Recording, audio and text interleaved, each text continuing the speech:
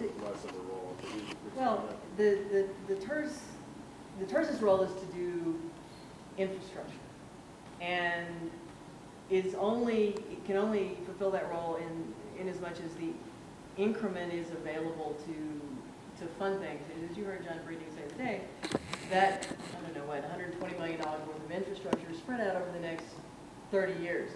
What we have focused on with the TERS is some critical drainage pieces, and the design elements will have to go together with the infrastructure.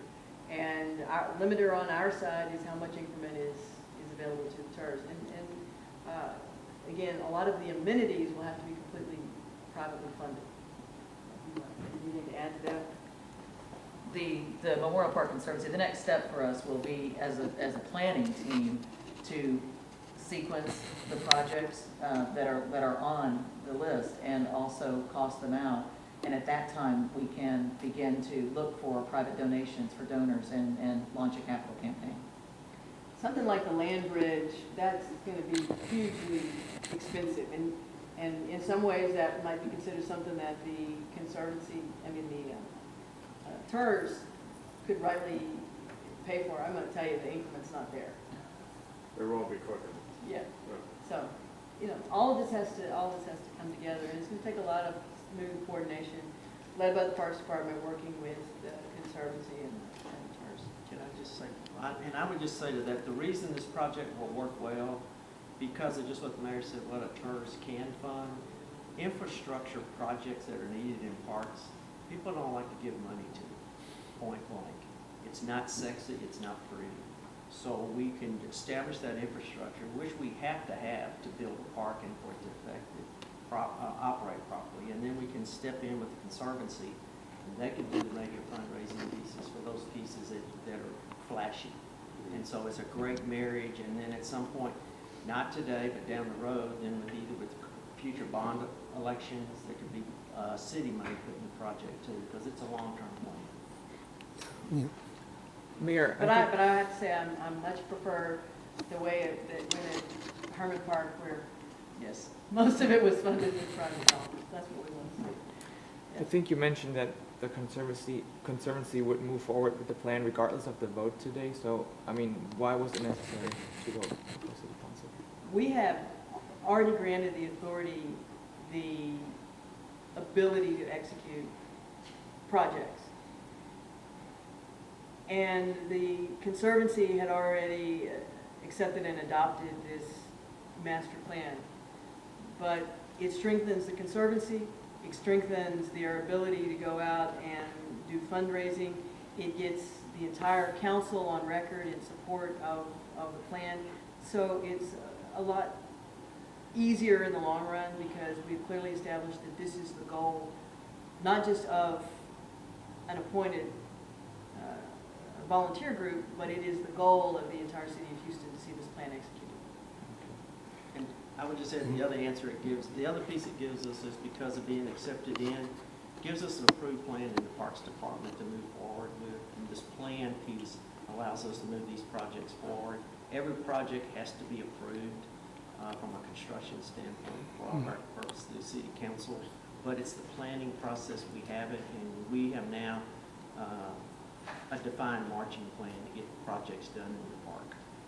It cuts down on a lot of future council meetings. Yeah. Could the other gentleman remind us of his name and title? The gentleman here, remind us of his, and his title, his role. My name is Thomas Woltz, landscape architect, and the owner and principal is Nelson Bird Woltz, landscape architect. Thank you very much. Yes, sir. Mayor, did you have anything to add on the discussion about equity, the idea that if the city were to put up seed money in any number of localized parks, that perhaps private donations would flow in there as well?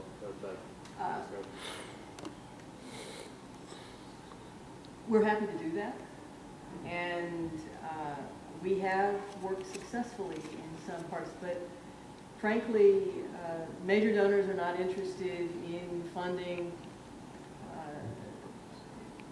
as Joe said, a lot of the things that need to be done in these neighborhood parks. Do you put in a sprinkler system? Do you upgrade the drainage? they want the bells and whistles. And we are committed to making sure that there's an equitable distribution of parks funding across the city. So for example, I just mentioned Bio Greenways. 84% of the money being spent in Bio Greenways on hike and bike trails is outside the loop, $184 million. The council member mentioned Herman Park and Memorial Park as sort of the inner part of Houston, but we're, what, $34 million or so in Emancipation Park over in the 3rd Ward. It is inside the loop, but it is a big step out. Willow Waterhole, our spring, I think it's now going to be called the North Houston Skate Park, huge destination skate park. We're now working to try to build a BMX park next to it. We're putting HASP, our big complex of soccer fields out on 288. I think the council members need to take a step back and look at the big picture, and I'm happy to provide them with all the data they need to see that in terms of day in and day out work in all of our parks, we do a really good job. Joe does a really good job of being fair, and that a destination park is a destination park and has to be considered separately. And I think Councilmember Cohen put it very well, that donors want to fund what they want to fund, and the idea that somehow council could pass an ordinance that says for every dollar you put aside for Memorial Park, you have to put a dollar aside for neighborhood parks would dry up our funding pool.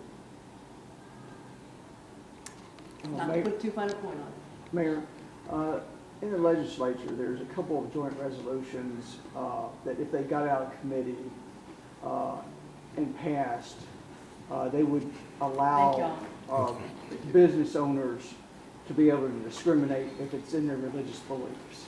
And it would override the HERO ordinance and the San Antonio ordinance.